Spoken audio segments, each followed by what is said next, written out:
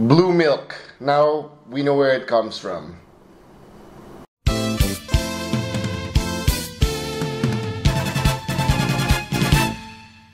Hi everyone, welcome to Geek Speak. Dino is here again today because we are talking about Star Wars, The Last Jedi Easter eggs. We're going to talk about the Easter eggs. It's been out for 4 days. It's December 7th. We're recording this December 17th, and this is the 5th day that it's showing here. Unfortunately, Dino and I haven't seen it together yet. We've Not seen yet. it thrice. I've seen it thrice. Thrice. We've seen it separately. And, you know, we gotta discuss the Easter eggs. First and foremost, let's check out... the first one I noticed was Finn's bacta suit. Yes. Actually, I was kind of surprised that they had a suit, because I was hoping they'd do something like a Luke Skywalker. Chamber, a tank. Yeah. Well, that was pretty cool. At least you see that the technology has progressed over the several years it's been. That a bacta tank is now portable, that you can now walk with. So bacta fluid, is it fluid, correct? Bacta fluid heals you rapidly. Yes, that's what it's supposed to do. So we've seen it in Empire, we've seen it in Rogue One, and now we see it in The Last Jedi. Yes. Okay. Alright, mouse droid. I wonder if it's cheese. From the Star Wars show, yeah. I think, you know, when the Star Wars show airs in January, I'm sure they're going to say that it was cheese. The same way that Chopper was in Rogue One. Okay. Cheese is probably in The Last Jedi. Then, not really an Easter egg, but we see the X-Wing fighter of Luke. Yeah. Down in the ocean. In Acto. I guess it shows that he really didn't want to... I thought that he get out or something. You know what? I can still force it out of the ocean. There was a part of me that was hoping that he would. So, sorry, this is a bit spoiler-filled right now.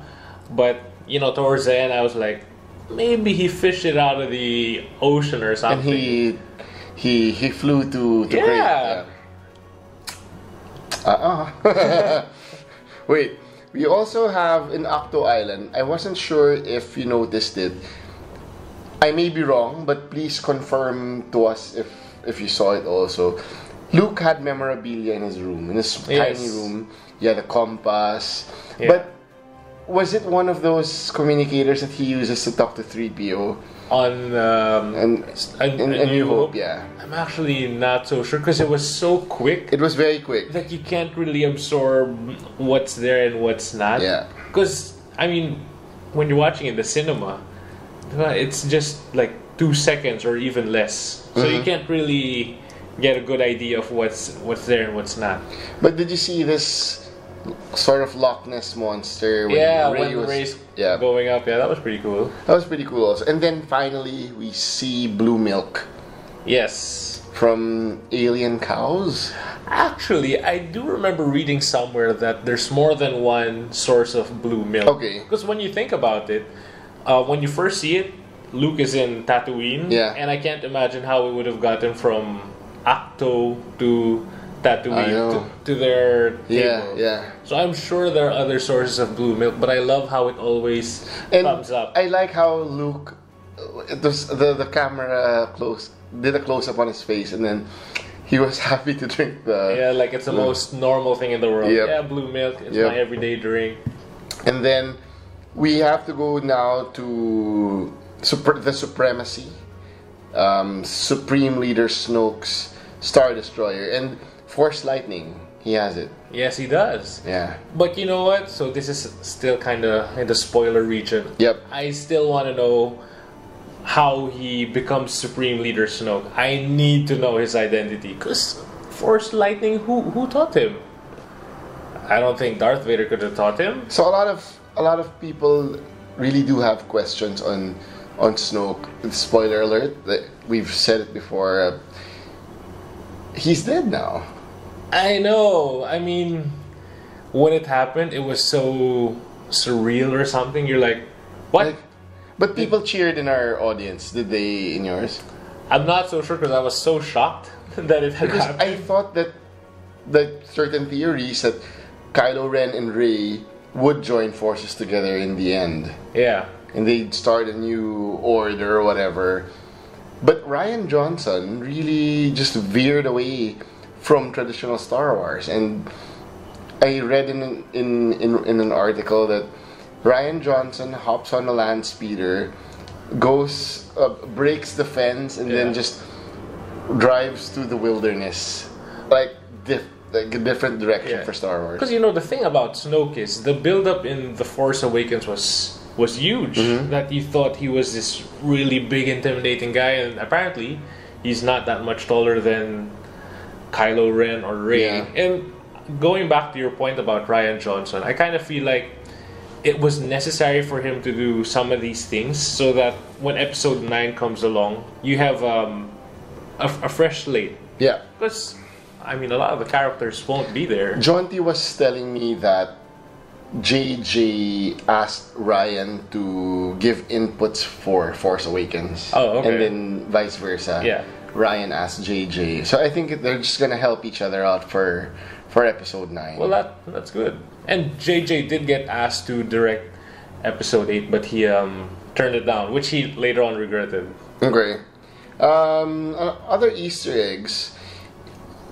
Luke said, "You need a teacher," and Kylo also said that Force Awakens to Rey. Yeah. That you need a teacher. But let's go back to Force Awakens just real quick. Kylo saw I see the island, I see it. So Rey said in Last Jedi, "I've seen this in my dreams. I've seen this place." So that was a nod to Force Awakens. Do you think? I guess it was, because the events basically. If you were to sit down and watch the two movies together, it's like you're just watching one whole movie. Yeah. So I'm assuming that when he says that he was referring to the time in Force Awakens. So it's a pretty good movie, actually. Okay, and then we have R2D2 giving the throwback, the playback of "Help Me, Obi-Wan Kenobi." May hope. Did you cry? Yeah. I could feel the tears forming in my eyes. I like how Luke somehow said hi to everyone except Han. Like, said hi to Chewie, to R2, to C-3PO, Leia, everyone. Yeah. He just wasn't able to say goodbye to Han. Yeah, well, I guess just visiting the Millennium Falcon, that's his way of saying goodbye to Han for one last time. And then old friend. Yes. Or you know what? Also that line when he says to Kylo Ren, "See you around, kid." Let's saying goodbye to Han. Yeah, because that's something Han said to Luke in A New Hope, right? Like, "See you around, kid." So I liked hearing that from Luke. Okay. And then, Dino, you mentioned this. The music from A New Hope about the Millennium. Which part of A New Hope were you talking about? Actually, I can't remember if it's A New Hope or Return of the Jedi, but that part when the Millennium Falcon dives into the cave, the music they use is the same music you hear when in the previous it is Return of the Jedi, when the Millennium Falcon goes into the Death Star. So basically it's music related to the Battle of Yavin and Endor. Okay. And then I have to give a shout out to the new BB units, or the astromech droids. You see 2 BB2, so that's 2 BB-2 and BB-4. Yeah. So the beige one is BB4, and then 2 BB2 is that blue one. Yeah. And then of course, I'm kind of disappointed that this guy didn't have enough screen times, BB9E. Yeah. Because there was so much hype. Yeah, there was. There's this new toy from Sphero. Yeah. And then that's it. I know. It's BB9E's role. It makes you wonder what you would have seen in the 30 minutes that Ryan had to cut to get to this final edit. I'm hoping that it's there. I'd love to see what he cut. You mentioned just right before the recording that they didn't say that famous Star Wars line, which was, "I've got a bad feeling about this." I don't know. I didn't hear it at all. Did we miss it, or did someone say it? I don't know. Let us know. Oh, you know what? There's another thing. Sorry. You know that part when Finn and Rose break into the tracking room? And then there are stormtroopers that come out. Yeah. It felt very much like Return of the Jedi. It's a trap? Yeah. No. Yeah, when they open the door and then there's stormtroopers and there's an officer that says, "You rebels scum." And you hear that. They say scum, rebel scum. And let's talk about Justin Theroux. He was a master codebreaker. He was. And the guy who ratted Finn and Rose out about the parking, you can't park that shuttle there. I was trying to figure out who's this guy. I've heard this voice before, but I think it's Joseph Gordon-Levitt. Oh, you think? Because I was also trying to figure out if that was the guy Slow and Low. Yeah. Like another Beastie Boys nod. We have Elo Asti from Force Awakens. Now Slow and Low, a character played by Joseph Gordon-Levitt. I think he was that guy. Oh, speaking of Canto Bite, actually Gary the dog. Yeah. Space Gary was there, but we missed him. I only saw the photo after, but it's cool that he was there. Okay, we also have the haircut of Luke Skywalker at the end. Yeah. So you see... He looks cleaner. And then no white. I think he also is able to dye his beard. Yeah, but you know what? I like Mark Hamill with the facial hair. I think it gives him this really scruffy. Good... He was a scruffy looking nerd.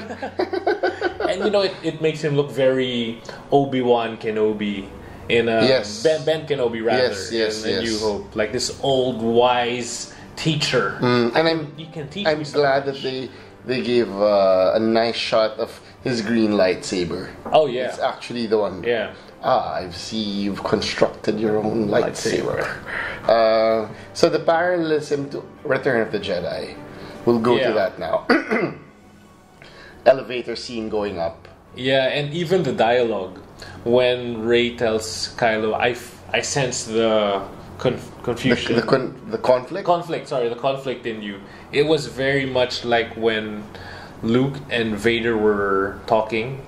And when Palpatine brought Luke to the window, see your rebel friends, blah blah blah. Even the part when Palpatine gets the lightsaber. Yes. It's like what Snoke did when he put it right on his chair. The strike me down is like a Jedi Sith thing. Yeah. It's always strike me down, blah blah blah. And of course the Praetorian Guards, just like the Royal Guards, I just want to say Praetorian Guards is greater than Royal Guards. Oh, for sure. For sure. Unfortunately, I just don't like the shirts from Uniqlo, the Praetorian. Yeah. If there were other cooler Praetorian Guard t-shirts, then... Yeah. In a heartbeat. But you know what? I would love to know... But who are they? Exactly, who are they? Are they like stormtroopers that are the elite of the elite, so they were upgraded to... You know, I want to know. Yeah. And you know what? Their armor looks like it's seriously heavy duty. Yes. Because there was a part where I think one of them was kind of blocking the lightsaber with the forearm. And man, what kind of armor plating is that? And let's end with the binary sunset.